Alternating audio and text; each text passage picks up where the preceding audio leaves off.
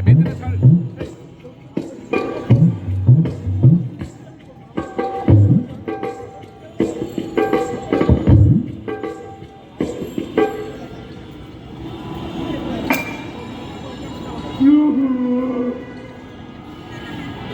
বড় ভুল হয়ে গেছে প্রভু, আর কোনোদিন এমন করবো না,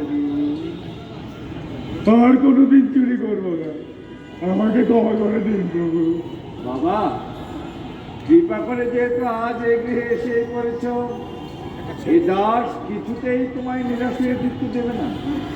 নাও না, এই ঘরে যা কিছু কাঁসা পিতলের থালা বাটি আছে তা সব তুমি নিয়ে যাও, নইলে বুঝবো আমি কিছুতেই তোমার সন্তুষ্টি বিধান করতে পারলাম না। প্রভু, একে চুরি গর্হিত কাজ, উপরন্তু আপনার আশ্রমে, আপনার দয়ার শরীর, কিন্তু কিন্তু আশ্রমবাসী যদি ঘুম ভেঙে জেগে ওঠে তবে আর বলতে হবে না, আপনি থাকুন, আমি যাই। মাঝে তুমি আমাকে দেখে পালিয়ে যাও, তাই তো সামনে এসে দাঁড়িয়েছি। নাও না, যা কিছু মূল্যবান তা সব তুমি নিয়ে যাও। উনি বোধ হয় আমার হাতে জিনিস তুলে দিয়ে আমি বাইরে গেলে চোর চোর বলে চিৎকার দেবে। আচ্ছা, আগে তো বাইরে যাই, তারপর জিনিস ফেলে দেবো ভৌ দৌড়।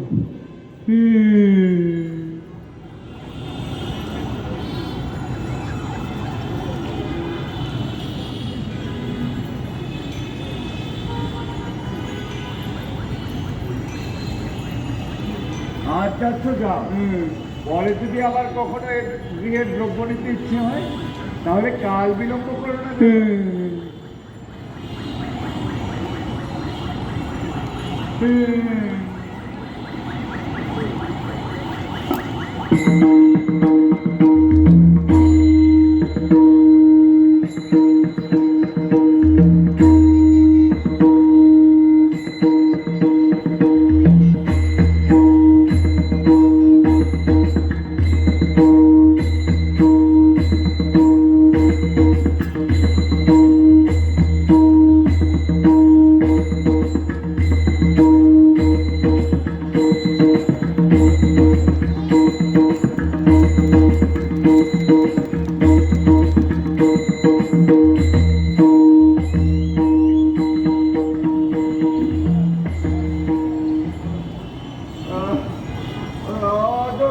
তুমি নিজেকে এতটা কষ্ট দিলে, সে এতটা পথ দৌড় করলে, তোমার দ্রব্য কেন তুমি জেলে পালাবে? আমার দ্রব্য? আমি তো চোর, সারা জীবন চুরি করে ধরা করে শুধু মারই খেয়েছি, তাই তো প্রাণ নিয়ে বাঁচবার জন্য পালালাম প্রভু। দেখো বাবা, চুরি করা পাপ, পাপের যেমন শাস্তি আছে পুণ্যেরও সেরকম পুরস্কার আছে, কিন্তু তুমি আমার কাছে পাপী কিংবা পুণ্যবান হিসাবে পরিচিত নও। তুমি তো আমার কাছে নররূপী নারায়ণ, সর্বভূতেই যার অবস্থান। হিমালয় থেকে নেমে আসা জল যেমন নানান পথ পরিক্রমায় তার গুণাগুণ পরিবর্তন করে, কিন্তু হিমালয়ের জল হিমালয়েরই থেকে যায়। তাই হে নররূপী নারায়ণ, আজ যেহেতু আমার করিতে ইচ্ছে হয়েছে, তখন তুমি তা সানন্দে গ্রহণ করো। প্রভু, প্রভু, আমি কি চাইলে ভালো হতে পারবো প্রভু? তুমি যে মন্দ তাই বা কে বলল? তুমি তো ভালোই আছো, কিন্তু যেহেতু কর্মগুণে ধর্ম, তাই সৎকর্ম করাটাই ভালো। আজ যা তুমি রাতের আধারে লুকিয়ে নিতে এসছো, তাই কেন তুমি দিনের আলোয় গ্রহণ করো না? প্রভু, প্রভু, তার উপায়? দেখো বাবা, এই পার্থিব সম্পদের ক্ষয় আছে, পোকায় কাটা আছে, দস্যু দ্বারা হরণের সম্ভাবনা আছে, কিন্তু মানুষের অর্জিত পুণ্যের কোনো ক্ষয় নেই, দস্যু দ্বারা হরণ নেই। সত্য ধরে সৎ হয়ে প্রকৃত সাধক। তুমি তাহলে এসো, পাছে আশ্রমবাসী অথবা পথচারী জাগলে তোমার অকল্যাণ হতে পারে। প্রভু প্রভু আপনি আমাকে আশীর্বাদ করুন প্রভু, আমি যেন চৌর্যবৃত্তির পথ থেকে মুক্তি পেয়ে সৎভাবে জীবন কাটাতে পারি, প্রকৃত মানুষ হতে পারি। প্রভু আপনি আমাকে আশীর্বাদ করুন প্রভু।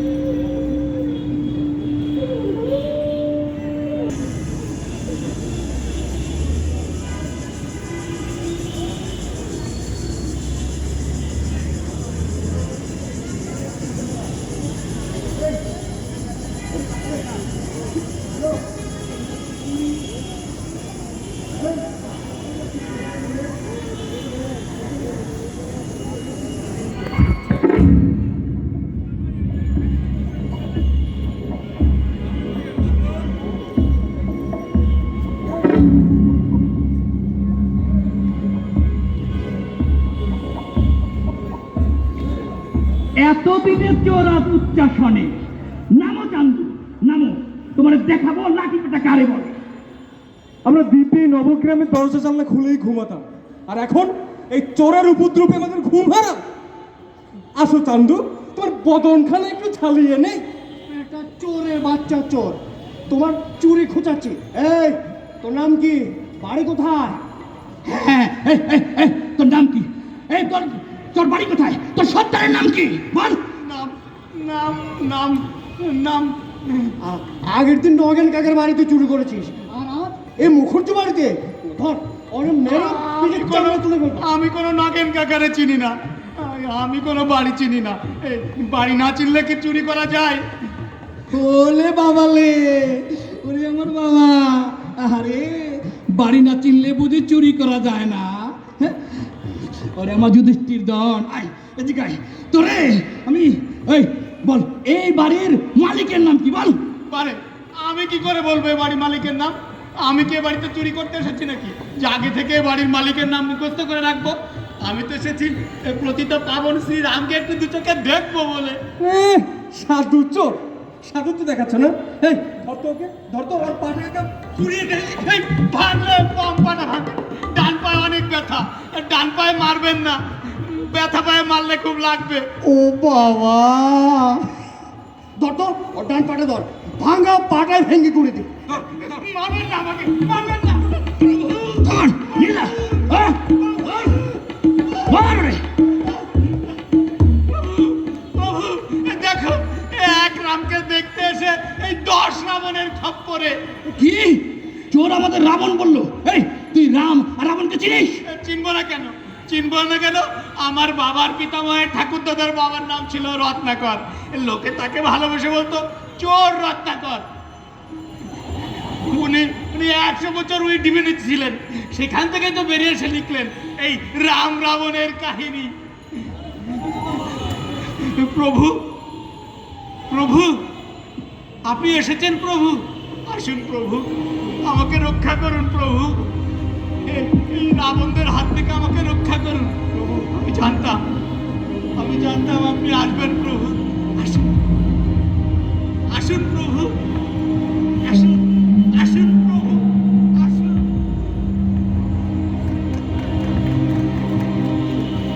এই চোরও নাই, রাবণও নাই। এ কি, আগে দেখেছে চোর না শুনে ধর্মের কাহিনী, আর আজ চোর আমাদের ধর্মের কাহিনী শুনেই চলে গেল। পালিয়ে যাবে কত দূর? যাবার তো ওই একটাই রাস্তা, তাই না?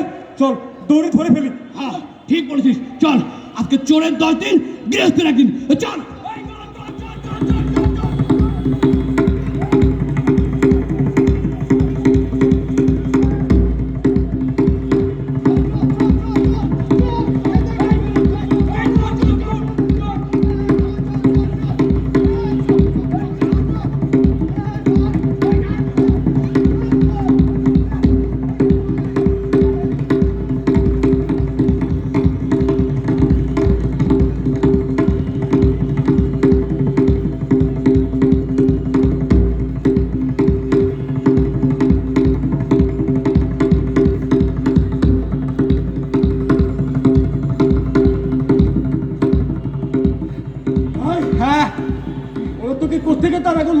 থেকে দেখে ফেলেছিল না ধরেও ফেলেছিল? দেখেও ফেলেছিল, ধরেও ফেলেছিল। খুব মেরেছে ভাই।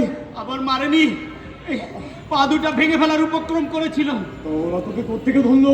এহ, ঘর থেকেই যেই চুরি করতে গিয়েছি হ্যাঁ। অমনি ধরা পড়েছি। তবে দাদা, হ্যাঁ। আজ ওই গুরুদেবের ওই কথাটা খুব মনে পড়ছে। কোন কথা রে ভাই? এই গুরুদেব বলেছেন না, ঠাকুর যদি রক্ষা করে তবে ঠেকাই কে। হ্যাঁ ভাই, আমারও তাই মনে হয়।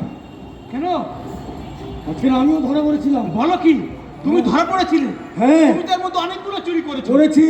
আরে তুমি তো অনেক অভিজ্ঞতা হয়েছে তোমার, হয়েছে তো। সাহসও বেড়েছে। বেড়েছে। তা তুমি ওই সাধুর গুহায় ঢোকার আগে চারিদিকে ভালো করে দেখে ঢোকনি? দেখে কি বলছিস?